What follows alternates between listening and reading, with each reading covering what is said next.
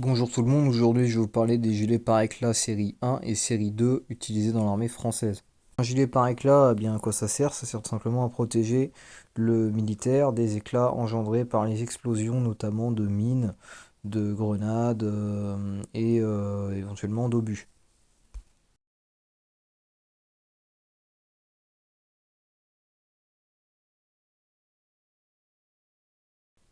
Vers la fin des années 80 apparaît donc les premiers gilets par éclat série 1. Donc ces gilets existent en version vert armé, puis seront aussi utilisés pendant l'opération Daguet en version bariolée désertique. Vers le milieu des années 90, on voit aussi apparaître le gilet série 2, très peu utilisé en opération. Alors les gilets par éclat série 2 existent uniquement en version bariolée, vous n'en trouverez pas théoriquement en version vert uni. Ce qui peut nous laisser supposer que ces gilets ont commencé à être en dotation dans l'armée française depuis 94-95. Alors, concernant le gilet en lui-même, c'est un gilet qui est assez simple, hein. Alors ici, nous voyons déjà les supports de galonnage ainsi que le support de bande patronymique. Nous ouvrons la poche. Nous trouvons ici une petite poche pour les patchs de groupe sanguin. Et ici, une poche, on va dire, de taille moyenne. Donc on voit le camouflage. Alors il existe deux versions de ce gilet là, hein. Il existe la version bariolée Centre-Europe et la version bariolée désertique. À ce niveau là nous avons une grande poche. Après rien de spécial, c'est une poche, hein, mais comme on voit de par la couture, ça reste une très grande poche, éventuellement administrative, pour vraiment, pour vraiment l'idée dans ce gilet là, mais ça offre une bonne capacité d'emport si vous voulez mettre du matériel en soi. Je pense pas qu'il y ait un usage, comment dirais-je, défini à cette poche, hein, car ce n'est pas ici qu'on insère les protections, mais bon, peut-être que. Alors dans le col, on voit qu'on a une fermeture qui fait tout le col pour venir y glisser la protection. Ici nous avons un scratch au niveau du col, ce qui permet d'ajuster donc le serrage ou alors de desserrer le col de manière à retirer le gilet plus aisément ou l'enfiler. Au niveau du dos, rien de spécial, simplement des attaches plastiques qui permettent de venir ouvrir le gilet et de l'enfiler.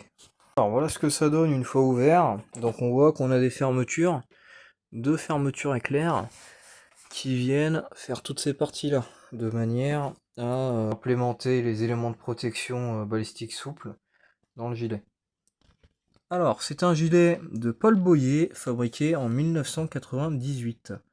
Moyenne taille, on a la poitrine 96 à 105 cm.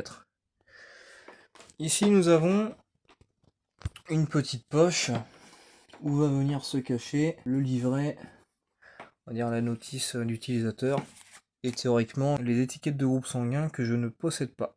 Si on ouvre le gilet, on a simplement une partie à l'intérieur, brun Terre de France, tout bêtement. Donc on peut ouvrir le gilet à ce niveau-là et à ce niveau-là. Donc voilà, on peut vraiment implémenter le matériel de protection assez facilement. Rien d'autre à dire de plus pour ce gilet. Le gilet série 2 existe énormément en version désertique. Il existe un petit peu en version les Centre Europe, mais je trouve qu'il reste vachement plus rare. De plus, c'est un gilet qui, à ma connaissance, n'a pas été utilisé en opération, ou alors que très peu. Je n'ai trouvé aucune image de son usage en opération. Il fut très rapidement remplacé par le gilet par éclat série 3. Le gilet S3 fut utilisé par l'armée française depuis la fin des années 90. Il a été utilisé notamment pendant l'opération Licorne en Côte d'Ivoire, pendant l'opération Daman au Liban et aussi un petit peu en Afghanistan.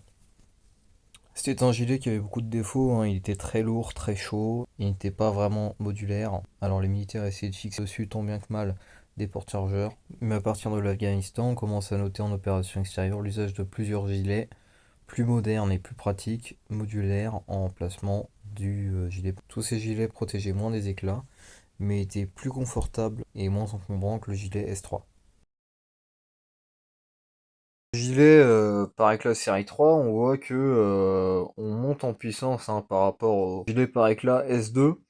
On voit qu'on a beaucoup plus de poches pour l'emport de plaques balistiques. Ça c'est l'avènement de ce gilet, on a plus seulement des plaques par éclat, mais on a aussi des emplacements pour y mettre des plaques balistiques qui protègent des munitions 5,56 ainsi que 7,62. On va regarder un peu plus en détail tout ça. Déjà concernant les poches pour insérer les protections balistiques, on va avoir cette partie là, voilà, pour protéger le haut du corps un petit peu sous le cou. On va avoir, alors ça je crois que c'est du par-éclat, pour le col de mémoire c'est du par-éclat. Ici on a une grosse poche aussi, vous voyez la fermeture est ici, pour une plaque balistique. Ici on a une poche avec un velcro, voilà, on ouvre la poche et là en fait on a une petite poche, vous voyez. Alors je sais pas si c'est une poche d'emport ou si c'est une poche conçue pour y mettre une seconde plaque. Et là on a, moi j'ai mis du carton pour donner de la forme au gilet, on a la poche pour y mettre le matériel balistique. Voilà, donc ça se ferme avec un bon gros velcro. On regarde maintenant ici, on a une poche, vous voyez, avec l'intérieur, donc tout ça c'est de la poche en fait. C'est superposé par rapport à la poche porte-plaque. On a une petite poche avec dedans le carnet d'utilisateur, voilà, guide de l'usager. Et on a également les patchs de groupe sanguin. Patchs de groupe sanguin qui vont venir s'insérer là-dedans. Voilà, vous voyez, vous avez cette petite poche là. Vous mettez votre patch et voilà. Sur la poche du devant, un velcro pour y mettre une bande patronymique et un support de galonnage. Sur les côtés, on a une petite boucle plastique. Ici, on a un passant qui se ferme avec, comme vous pouvez le voir, un petit velcro et un bouton de pression pour y accrocher du petit matériel. Alors sur le bas du gilet, on retrouve encore une petite boucle plastique. On va passer maintenant à l'arrière du gilet. Donc à l'arrière, on voit qu'on a on n'a pas de poignée d'extraction ici. On a un petit crochet plastique. Idem, vous voyez sur le côté. Et on en a encore un là. Ces éléments servaient probablement à fixer une poche sur l'arrière du gilet. On a notre poche porte-plaque. Donc vous insérez la plaque, voilà, vous ouvrez, vous mettez la plaque à l'intérieur. Ça se ferme par du velcro. En bas, on a un ceinturon avec les œillets pour y fixer du matériel réglementaire, avec les boucles de fixation adaptées. Le prolongement du ceinturon qui est cousu derrière, qui vient à l'avant se fermer, et qui permet notamment d'y fixer un porte-chargeur. Voilà. Porte-chargeur bariolé, donc chargeur de FAMAS. Et ici, on a un clips, un crochet plastique pour y attacher sa housse, sûrement pour ne pas qu'elle se déplace. Voilà. Donc ça c'est pour le côté du gilet. Toujours concernant le côté et le ceinturon, alors vous voyez, là je l'ai replié, hein, mais on a du rab. Vous voyez, on a des œillets sur tout le long. Et ça c'est donc l'arrière de notre porte-chargeur qui se fixe d'abord par passant de ceinture et ensuite avec un petit crochet. Comme sur les anciens rouages de combat. Les côtés sont identiques. Donc comment ça fonctionne pour ouvrir, hein, vous déclipsez la petite boucle plastique et après vous avez simplement du velcro. Voilà. Comme les porte-plaques modernes, hein, tout simplement. Voyez.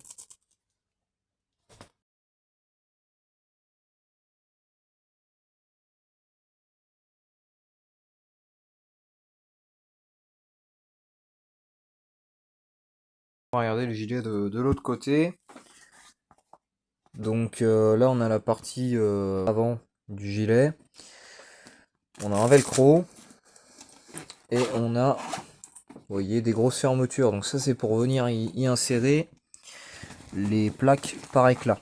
Vous voyez, donc ça fait tout le gilet en fait. Toute cette partie là, ce sera protégé, et la fermeture elle s'allonge. Là vous voyez, on a le col, ça s'allonge jusqu'à l'arrière du gilet.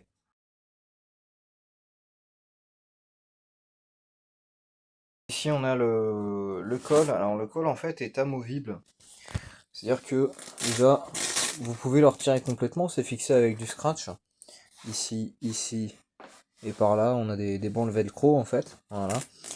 Donc vous pouvez le retirer, vous ouvrez l'ensemble des fermetures et ça vous permet de venir insérer les plaques par éclat à l'intérieur avec plus de facilité. En fait, je crois même que vous êtes obligé de retirer le col pour y mettre l'ensemble des plaques par éclat pour pas être embêté, quoi. Et concernant le col, pour le remplir, vous avez la fermeture qui fait tout le col. Voilà. Le col, vous voyez, on a encore une bande velcro, on l'ouvre, ce qui me permet de fendre un peu le col pour y mettre la tête ou la sortir. Sur le côté du gilet, on retrouve au niveau de l'épaule gauche une bande rouge qui indique théoriquement un point faible. Donc en fait, vous avez normalement à l'intérieur du gilet une lame coupe-gilet que je n'ai pas ici, ce qui permet de, lorsque vous avez un personnel blessé, le médecin peut couper à ce niveau-là, ce qui va permettre d'ouvrir le gilet pare-balles en grand. Alors on va regarder maintenant comment retirer certaines pièces de protection. Vous pouvez retirer 2 pièces de protection.